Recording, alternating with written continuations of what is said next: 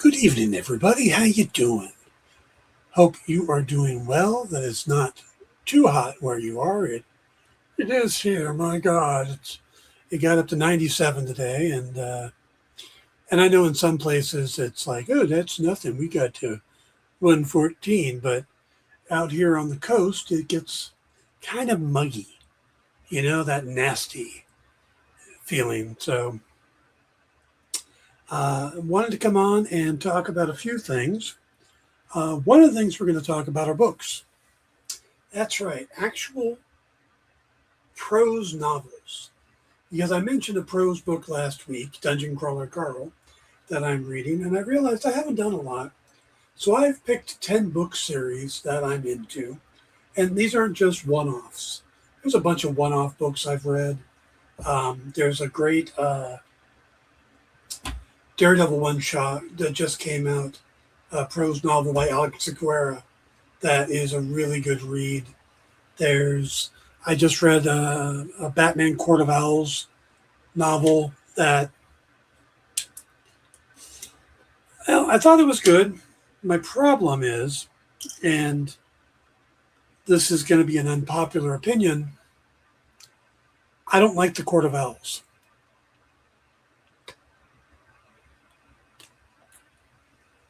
I don't like the concept. California is normally moderate weather, but in the summer, we definitely get to the hotter, because we are basically on the coast, it's nice, but as you get inland, it's basically a desert. So, yeah. I'm not a fan of the Court of Owls. All the people that want the Court of Owls to be in the Matt Reeves stuff, not me. It always feels forced to me. And I'm going to show you the difference. To me, what does and doesn't work. You guys probably know by now that Hush is one of my favorite Batman stories, which changes Batman's history. Hey, Catherine, how you doing? Cat. So Hush, to me, is one of my favorites, and I don't like Court of Owls. Where Court of Owls, well, Hush tells you that at a certain period of time that we've never really covered, Batman had a young friend. And that friend was before Batman's parents died. It was somebody he was hanging out with. And that doesn't change anything we know about Bruce Wayne or Batman. That he had a young friend at that period doesn't change anything. That then you look at Court of Owls, and all of Gotham is being run by a secret society that just brings up so many problems, so many issues. It's like, how did they stay secret? How did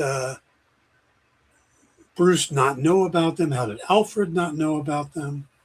How are they not? I mean, conspiracies are almost impossible to keep. So I have a hard time with the concept of the Court of Owls. And then it seems to affect everybody. It's not just, it affected, Bruce Wayne's grandfather or whatever it was, Alan Wayne. Everybody you come across, it affected the Graysons. It affected, Dick Grayson was supposed to be a Talon. And then all this other stuff, the Cobblepots. I mean, there's a point that you go, it's a little much, and the Talons and all that stuff. And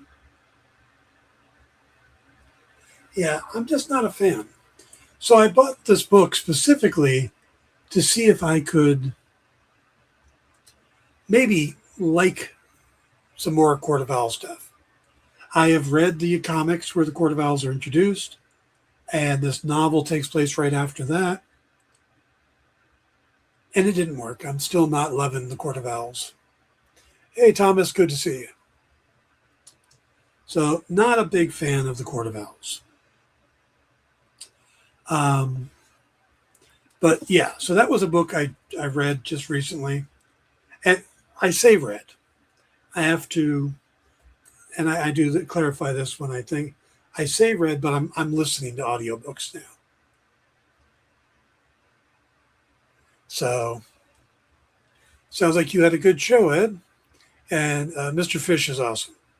I like him. I had him on the old the Dan Wickline show on the Experience, and he was a lot of fun. And I had him guest with me one night when I was doing Pop Go the Writers.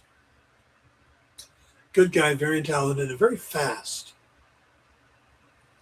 So, well, all right.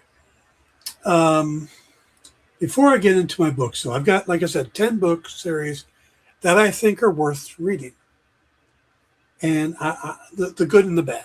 But before we get to there, I do want to say that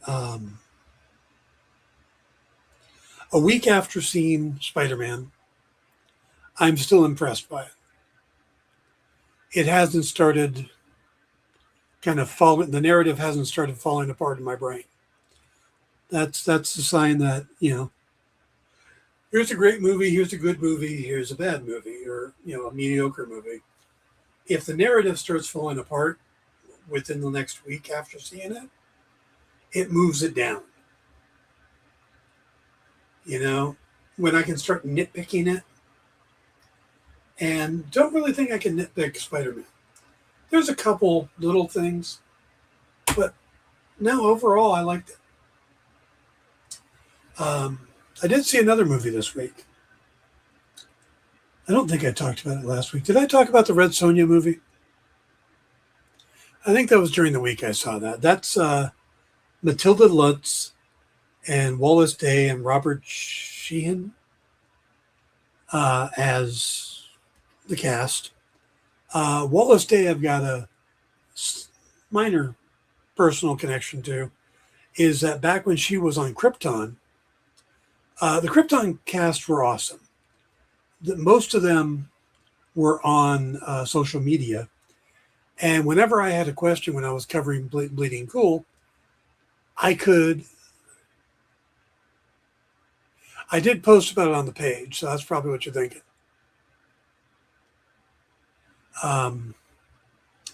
But I could reach out to Wallace or the guy that played Adam Strange, Sean Sippos, who was also in Reacher season 2. And I could ask them questions and they would get right back to me. So that was great. And then also when Ruby Rose left Batgirl or Batwoman, I messaged Wallace saying, hey, they're going to be looking for somebody. And she ended up on the show and, responded to, yeah, I would love to do that. So I think she reached out. So I like Wallace a lot. And she's one of the bad guys in this. Robert Sheehan's another one. And it is mediocre. It starts slow. It takes a long time to get going. But once you get her past, once she becomes Red Sonja, then it becomes an interesting movie. I enjoyed that. I thought the casting of Sonja was pretty good. I thought the writing needed an improvement. That's where I think it was weak. The writing and maybe some of the directing. But, yeah, overall, I liked the movie. And you had said that Spider-Man, yeah, that is 1.6 billion already. That had a huge second weekend, like 145 million domestic, which is insane. Like the third best domestic second weekend. That movie is going to hit 2 billion in no time. It says, were you ever a fan of Little House on the Prairie? Netflix rebooted it pretty good. My wife and I binged the first season. It was fun. I loved it. I watched Little House on the Prairie when I was young. It was one of those family wholesome shows. So my parents watched it while we were awake. And I don't know if I ever liked it.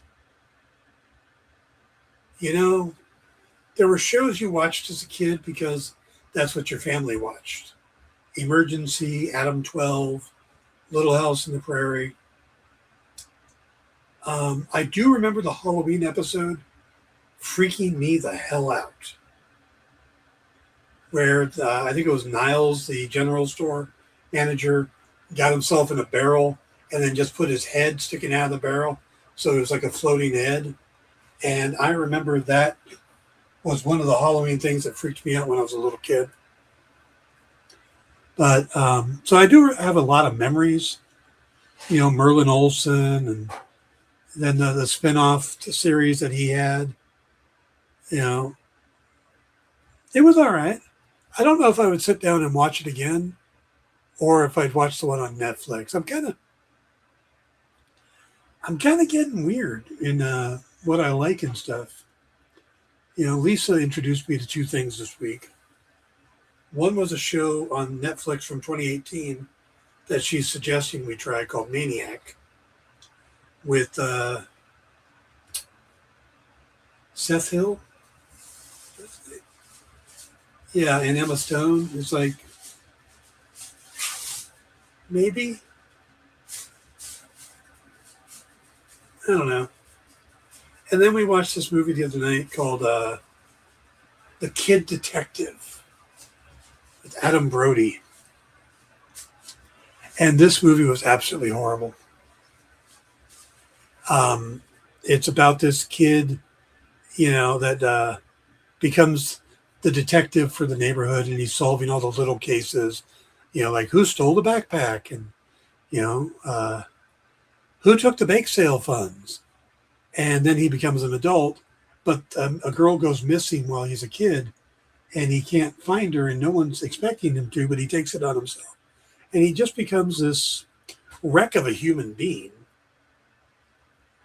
And, so we get this case where he gets hired by someone to try to find someone who was murdered and find out a killer. And it's just this really weird show, and you never really like the guy. And you never like anybody in it. It's one of those you watch going, why did you make this? Who is this for? Who hurt you? What inner pain are you trying to solve by making this movie?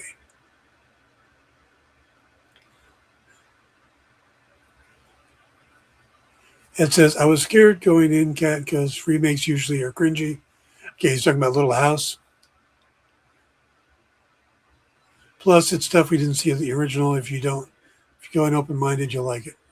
Okay, good to know. There's so many shows coming out right now that I'm kind of hesitant to jump in to something new. I got my list here. So this month, we got Ted Lasso back.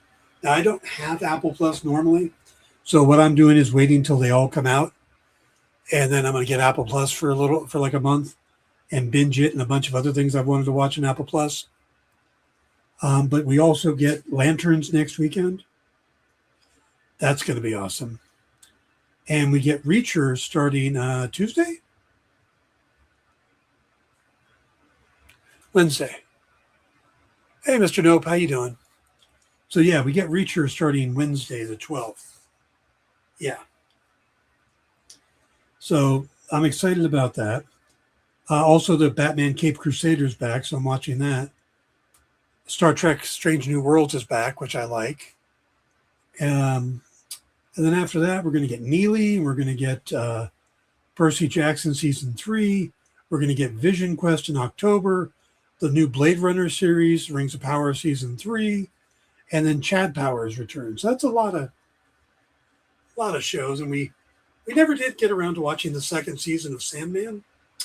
We finally watched the first episode the other night. So, yeah, there's just a ton of stuff. So, I don't know if Little House on the Prairie is gonna crack that list. It's good, especially if Lisa comes in and goes, "I want to watch Little House on the Prairie." That usually makes it happen. But yeah, not sure. So did you guys see Spider-Man? Anybody see Spider-Man? What'd you guys think? I'd love to get your opinion. Never got to Sandman season 2. Yeah, I know all that stuff with Neil Gaiman kind of soured me on a lot of that. I did watch the finale of Good Omens, but like the Dead Boy Detectives, I liked season 1, and then it got killed because of all that. And to find out, oh, we're only going to get one more Sandman season, kind of ruins it a little bit, you know?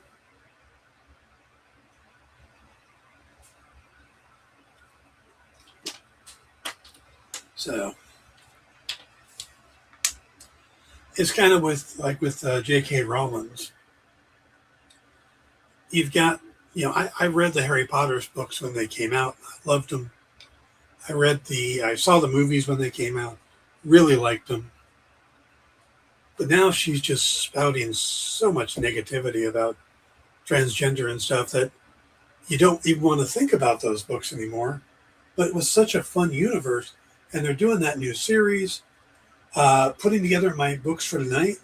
I thought, do I put Harry Potter on there? And I ended up leaving it off. So, yeah, I don't know.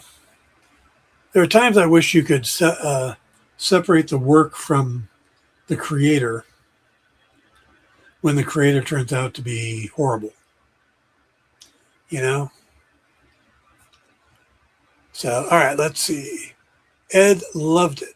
Needed to see it a few times to be sure, but it might be the best MCU movie so far for me. I could see that. I've got a couple others I still like a little better, but it's definitely up there. Not yet on Spider-Man, but after today, I have a chance to see it at least. Good. Spider-Man is amazing, pun intended. There you go. All right. So I liked Spider-Man a lot more than I expected to. And like I said, that's not because I didn't expect to like it, but I didn't love the other ones. I liked them.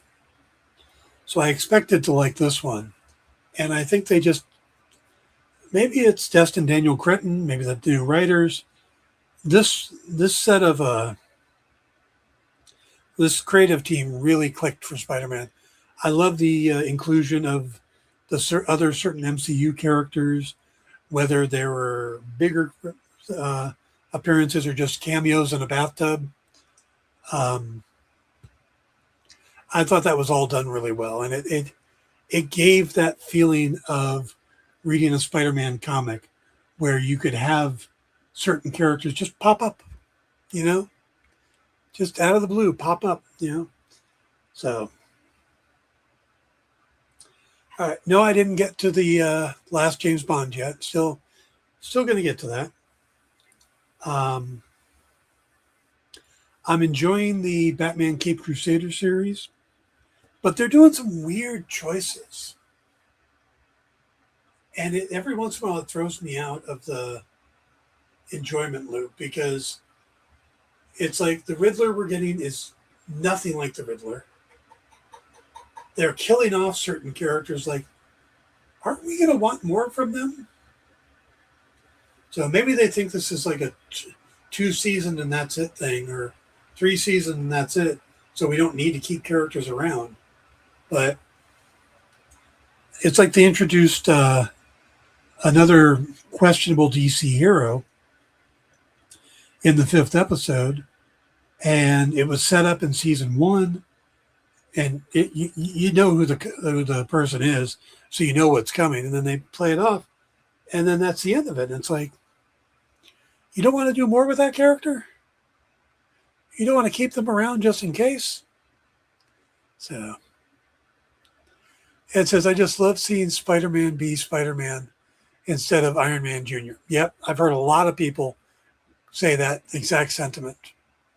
So the practical effects with the suit Yeah, they did a really good job. I am very, very pleased. So, all right, guys. Again, it's hot, so I don't know how long the show is going to go today.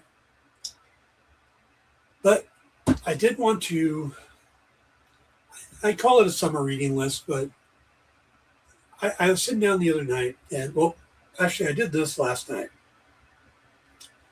I went on TikTok, and there's a huge book community on TikTok.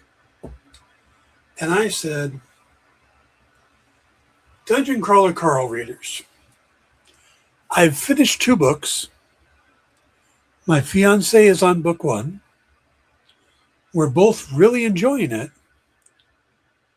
But people talk about this book at an almost cult-like fanaticism. And while I really like these books and I'm going to keep going, what am I missing that brings people that level to the cult? What brings people into the cult? And I put that on TikTok. Now, I don't have a huge following on TikTok, a couple hundred people. Most of my stuff get, 1,000 views on a post is really good. So I posted this last night. Before I came in here to do the show, I had over 4,000 views on it, over 200 likes, 200 comments. People are commenting, and they're all pretty much coming up with the same type of response, which is it's not cult-like, it's a cult. They're fully accepting that they're a cult, that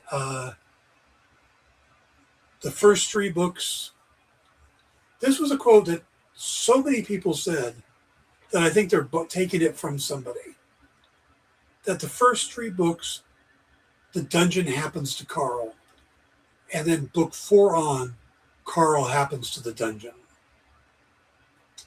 which I think is really interesting. Hey, Jay, how you doing?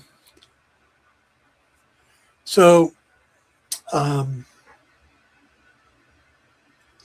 yeah, really, really interesting to see that level of feedback.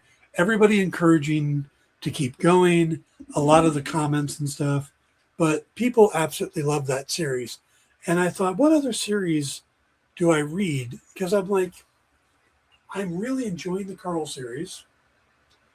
And I'm now halfway through the 3rd book, listening. And Lisa just started book 2. What other book series am I that into? And that made my list tonight. So we're going to go through these. And I brought visual aids, because those are always helpful. So I'm going to start with my favorite book series. This is the one that if a new book comes out, everything else goes to the side. It's got some of the best writing, the best world building, best characters, and the best narrator if you do the audiobooks. And what's funny is it's in the same genre as my books, my Lucius Fogg books. And I learned about this book and one other series from somebody reading my book going, oh, this is like these 2 other book series. And I went, really? And I went to check them out and got hooked on both. So starting off, and this is one you guys may have heard of because Dynamite has done some comics of it too. And that is The Dresden Files by Jim Butcher. Now, this is urban fantasy with an interesting twist. If you're not familiar with urban fantasy, basically that says that is magic, creatures, demons, elves, and stuff, but takes place in a rural setting. This series starts off as urban fantasy. but it grows. It starts off, he's a wizard based out of Chicago. He consults with the police department on the cases that are outside of the norm, where there's spooky stuff involved. But this grows every book, and I think he's on like book 19 now, and I've read them all or listened to them all. This has grown so big that I think you need to reclassify it as epic fantasy now. Now, I am going to give you one caveat. For most of these books, the writers are new when they start. So the first book is not the best book. That you got to kind of see what's coming when you read these. See the potential. There was a short-lived one-season TV series that I had actually seen prior and did not realize it was based on a book series. That is so different from the books that you could watch it, enjoy it, and then read the books, and there's barely a crossover. But Dresden Files is my favorite.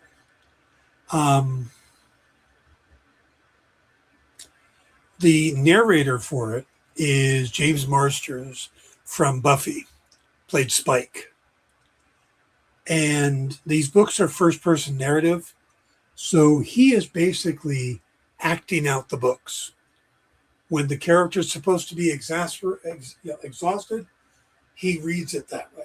If he's angry, he reads it that way. He's acting out the book. And it is well worth going along with these audiobooks. They're excellent, but the books themselves are excellent. So if you get a chance, I would definitely kick off with Dresden Files. Now, Series 2 is the other one that someone compared my books to. And these are the Iron Druid Chronicles. The Iron Druid it's another urban fantasy by Kevin Hearn. Kevin Hearn is an author from Arizona and from Phoenix. And the character of Atticus, what's his last name? I don't want to say, it's not Atticus Finch, that's To Kill a Mockingbird. Anyway, so this character is the last druid. He knows druid magic, and he tries to protect North America. Is he the last druid? I think he is. Anyway, or there might be a couple others later on, but he is being hunted by gods. But one of the selling points is there's a dog in this. It's an Irish wolfhound named Oberon. And Oberon is given the ability to mentally speak to Atticus. So they talk through the whole thing. And he's his constant companion. He's still a dog, so there's very dog-like stuff. There's a couple stories written from the dog's point of view, which is a lot of fun. But this is another gods and monsters, and he goes up against Loki. He goes up against different gods, different pantheons of gods. This is a series that I think built up really well. I didn't like the ending of, I think there's 8 books in the series. I didn't necessarily like the ending that much. Then he did a 3-part follow-up series called Ink and Sigil about a different character, but Atticus kind of gets involved, and I feel it's a much better cleanup to the series. So, running into him 10 plus years ago at WoodCon, I was surprised how young Jim Butcher was. Yeah, Jim Butcher was interesting in that he basically laid out the Dresden Files as an FU to his writing teacher in college, who said that you can't build a big series like that, and he did. He plotted out a 25 book series, and he's mostly kept to it. He's actually added to it, but he's mostly kept to it. So, but Kevin Hearn, if you like Dresden Files, it's another really good series, and Luke Daniel's a good narrator as well. Plus, he does the voice of Oberon, and he's cute. All right, let's go to a third book. I'm going to keep into the urban fantasy series feel for the next couple. This may look like a repeat. I know we talked about Jim Butcher. This is not Jim Butcher. This is James J. Butcher. This is Jim Butcher's son, who is writing a book of urban fantasy series called The Unorthodox Chronicles. It doesn't take place in his dad's universe. It is separate. It is its own thing. It is about a world where magic is prevalent, and if you can't do magic, you kind of suck. And this guy wanted to be basically a magic cop and couldn't do enough magic to make it. And he ends up getting paired with one of the old crotchety cops, and you get this buddy cop urban fantasy series with, like I said, a total different feel and demons and stuff like that, where Dresden is kind of a Spider-Man character. A lot happens to him, but he never gives up. Nothing ever works really well for Dresden. This character is more of a can't ever do anything right, but usually in the end can figure it out. So they're a little bit different, but he's got his dad's talent. And there's 4 books in this series so far. I've read 3 of them. I got the 4th queued up I'm going to do that after the next, after I finish the next Dungeon Crawler Carl. But this is a really fun series. And then another one, let me see if I can find it. This is Alex Verus by Benedict Jacka. Now, this is still urban fantasy, but it's a little different in that it takes place in London.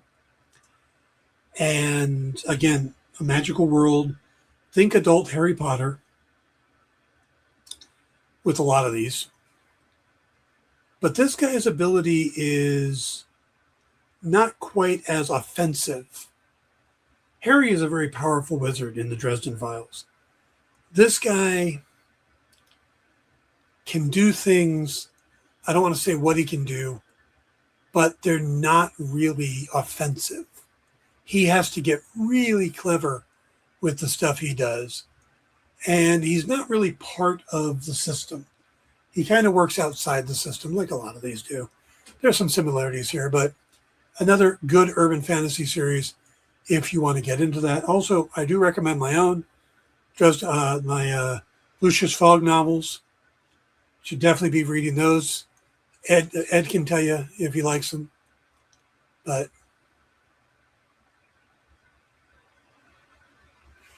so those are some good urban fantasy series. Now, if you want to go a little outside of urban fantasy and you are a comic book reader, but you don't necessarily need modern day to enjoy it, Mistborn. Mistborn is a series by Brandon Sanderson, and Brandon has done some comics with Dynamite as well. He finished the Wheel of Time series for Robert after Robert Jordan passed. He just signed a deal with Apple TV to do Mistborn TV series and movies. What I love about Mistborn is the system of power.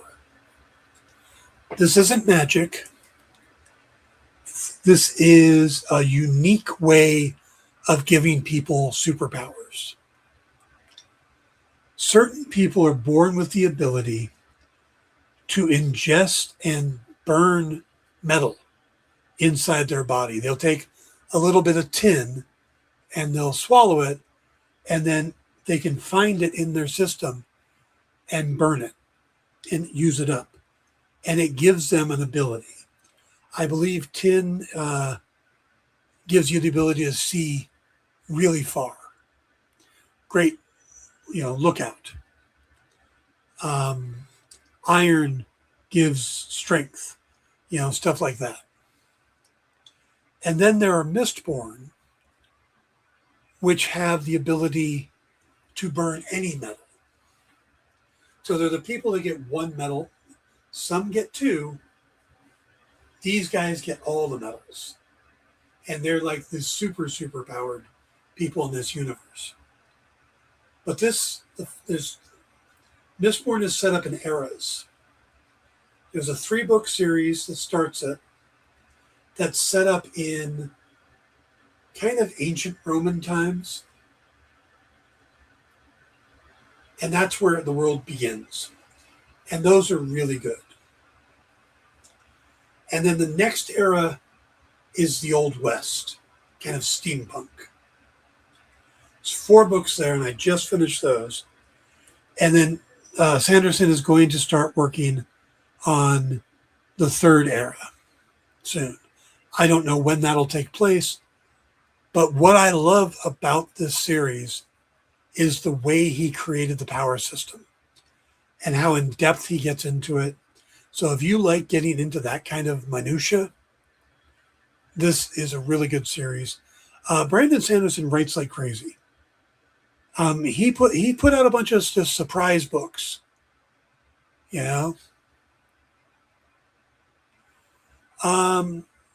It really depends. I listen more than I listen more than I read, and I can usually do 2 books a week if I have time.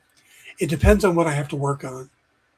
If I'm doing creative stuff, then no, I got to have the focus on that. But if I'm doing like book formatting, photo editing, those kind of things, then I can listen while doing it.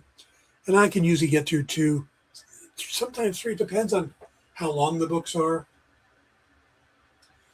A 4 to 9 hour book, day or 2.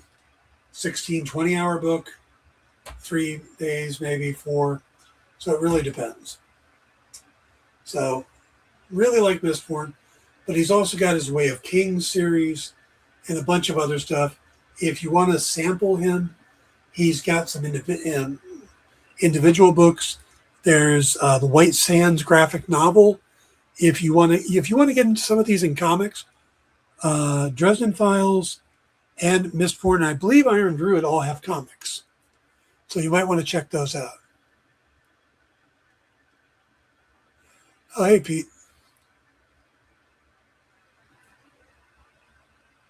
Did I miss Pete coming in? Yep, sorry, Pete. I missed you. I've been putting these on my screen. So, all right. What else we got? Well, obviously, Dungeon Crawler Carl. I am, for those who are reading it, I'm in book 3.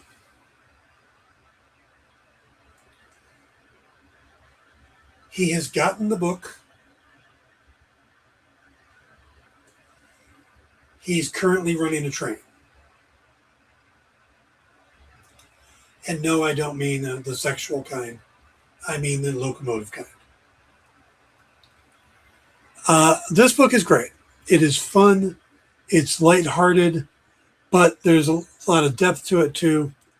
Um, but everybody tells me a couple things. Number one is you got to get through the first two books. By book three, it really kicks off. I enjoyed the first two books, so I don't see that being a problem. And the other thing is, don't try to figure out the iron triangle or iron tangle. It's not necessary to figure it out. So I've got that. I'm good. I'm moving along. I'll probably finish book three tomorrow. I'll jump onto something else. I don't like to read the same book back to back to back. I like to switch it up a bit. But so I don't want to jump straight into book four. But I will do it soon. But I got so many books backed up. I have an Audible membership, and I've constantly got credits I have to use. So it's like, oh, I should go out and get the first Dune book. I don't have Dune.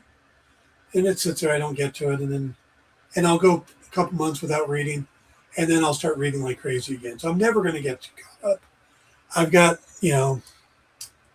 I've got some Alex Verus's books to catch up on, the James J. Butcher books to catch up on. I try to do all the Reacher books, at least the one before the season starts that the series is based on. So I'm good for next week's Reacher.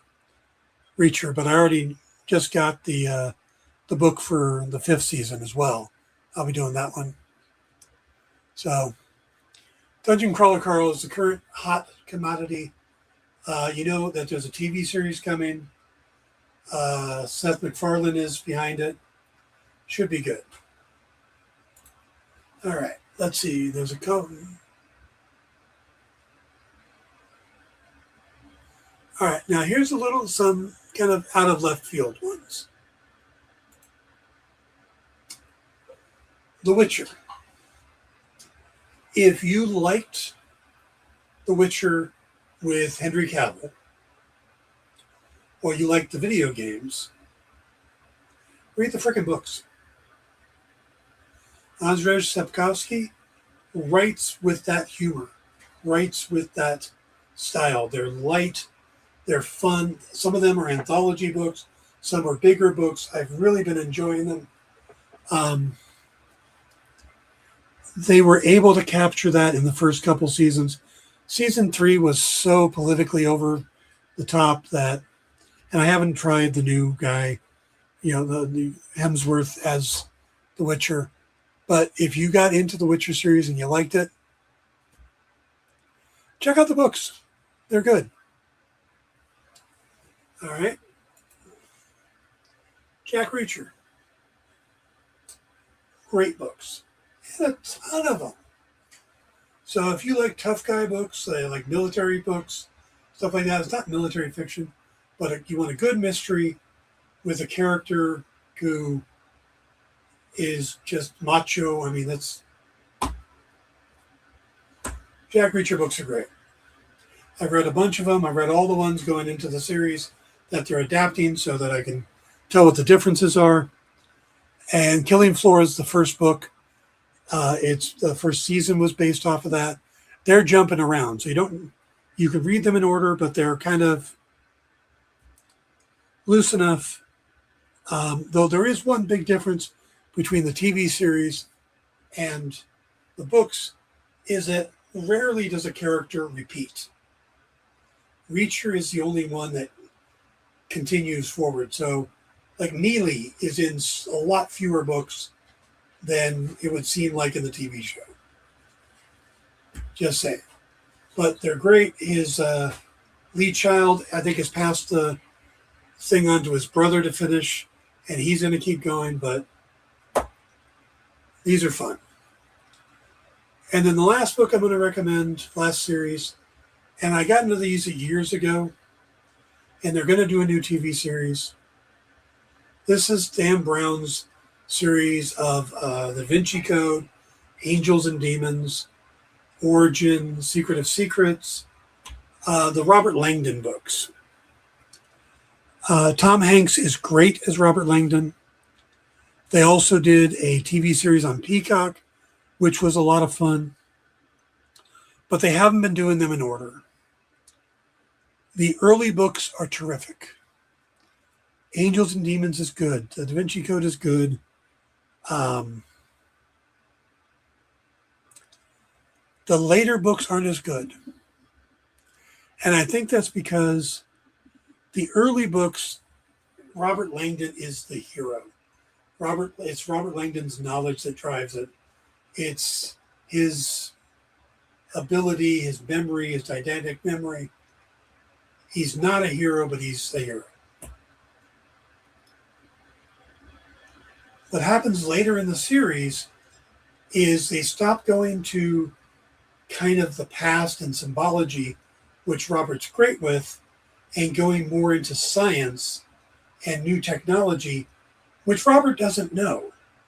So they have to give him a sidekick character that has all the knowledge, in which case there's no real reason for Robert to be there.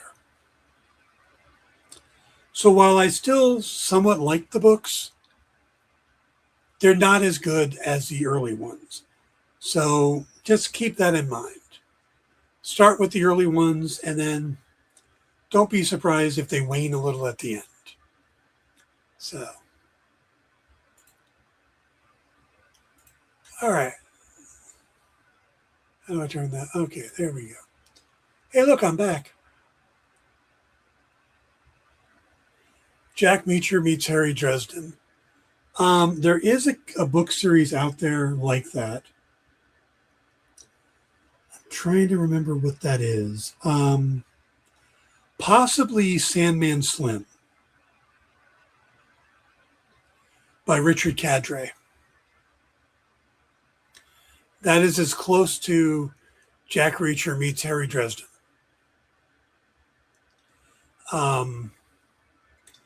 Because Sandman Slim is very much that Jack Reacher type character, but it's in a Harry Dresden world. So if you are serious, Andrew, if you're seriously looking for that combination, there you go. No, usually the paperbacks are pretty cheap, Ed, on the Reacher books. Mr. Nope has read the Witcher books. Great. Yeah, the Iron Tangle was a mess trying to solve. Yeah. So, but everybody's telling me, don't bother. So. All right, guys. That was my knowledge for this. Next week will be Lanterns, but it'll be airing after the show. I'm hoping it's not as hot. So I will try to see the James Bond movie before next week so I have something to talk about, or Reacher, that kind of stuff. But if I don't pop up on next Sunday, don't be too surprised. I'm going to try to be here. Otherwise, I will definitely be back the following Sunday to talk Lanterns, because we definitely want to talk Lanterns, right? Are you guys all in on Lanterns? We will talk Reacher. But we got to talk Lanterns. I am really looking forward to that. So, all right, guys, it's a few minutes early, but I'm going to wrap it up. Like I said, it's hot. I am sweating under the band of my hat. So I'm going to let you guys go. Thank you all for tuning in, and I will see you all soon. If you're on TikTok, look for me there. It's usually my name. Everywhere on social media is my name. And if you haven't read the Lucius Fogg books, they're all on Amazon in both print and digital. I would love for you guys to check them out. I am working on book 4. I've got stuff I'm trying to finish up, and then I'm going to get back to it, getting that book finished, and getting to some of the other Obsidian Moon things. But, yep, that's the show for tonight, guys. Y'all take care. Have a great week. Hope it's not too warm where you are, and I will see you all very,